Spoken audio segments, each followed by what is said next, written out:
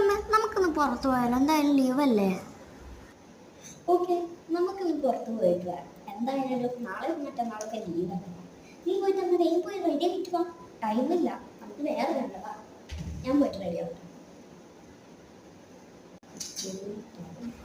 അമ്മ നമുക്ക് പുറത്തു പോവാ. അല്ലാതെ പോയി എന്താ കഥ? പുറത്തു പോവാ നീ തന്നെ പറയൂ. 2 ദിവസം ലീവ് കിട്ടിയെന്ന് വിചാരിച്ചിട്ട് നമുക്ക് പുറത്ത് പോണത്ര. എനിക്ക് പോയിരുന്നു പഠിക്കാൻ നോക്കണേ. ഏത് സമയത്തും പുറത്ത് പോവാ. നീ ഇപ്പൊ കണ്ട ക്ലാസ്സിൽ നിന്നല്ല, നീ ഇപ്പൊ 5ാം ക്ലാസ്സിലെത്തി. അതിനിപ്പോ എന്താ? അവളുടെ കൂട്ടത്തെ പുറത്ത് പോവാ. അവള് പറയുമ്പോ പുറത്ത് പോവാൻ. നമ്മുടെ ബസ്സല്ലേ, നീ കാലിന് മേലെ കാണാൻ കാലടിച്ചോണ്ടിരിക്കുന്നു. ഓ, ഞാൻ പോയി പഠിച്ചോണ്ട്. ഓക്കെ. അടുത്ത എക്സാമിന് മാർക്കില്ലെങ്കിൽ അമ്മ എനിക്ക് ലബു വാങ്ങിത്തരോ? നമുക്ക് പോയിട്ട് വാങ്ങിട്ട് വരാം. നല്ല ഹാപ്പി ആയില്ലേ?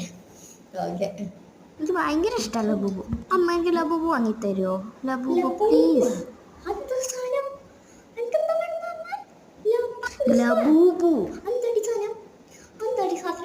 അടിക്കാനൊന്നും വരണ്ട, ഞാൻ കാണിച്ചു തരാം. ഫോട്ടോ അടിച്ച ലബൂബു ഉണ്ട്. ഇതാ സാധനം. നോക്ക്. ഇതൊന്നും നിനക്ക് ഞാൻ വിചാരിക്കണ്ട. പ്ലീസ് അമ്മ, പ്ലീസ് അമ്മ, പ്ലീസ്. അവിടെ ഒരു ഫോൺ ഉണ്ടാവും വന്നേക്കുന്നു. എന്റെ പൊന്നു മോളെ, കെഞ്ചി കാല് പിടിച്ചിട്ട് കാര്യമില്ല, ഞാൻ വാങ്ങിച്ച് തരൂല. ഈ കൊണ്ട് ഞാൻ തോറ്റല്ലോ. അതല്ലേ ഇതിന് എത്ര രൂപ? 6000 രൂപ.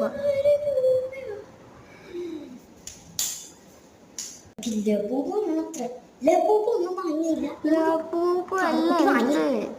തൽക്കാലത്തിന് നിനക്ക് ഇതൊക്കെ മതി. അവൾ അങ്ങനെ 6000 രൂപയുടെ ലബൂബ് കൊണ്ടാ നിൽക്കണം. കരങ്ങൾ കാല് പിടിച്ചുകൊണ്ടാ ഞാൻ ഇത് വാങ്ങി തന്നത്. മര്യാദക്ക് ഞാൻ അടുക്കള വെച്ചിട്ട് വായോ, നമുക്ക് എടുക്കാൻ പോവാം. എനിക്ക് ടി വി കാണണം. നാളെ രാവിലെ എണീറ്റിട്ട് ടി വി കാണാം. നാളെ ശനിയാഴ്ച അല്ലേ? ഓക്കെ, നമുക്ക് നാളെ കാണാം.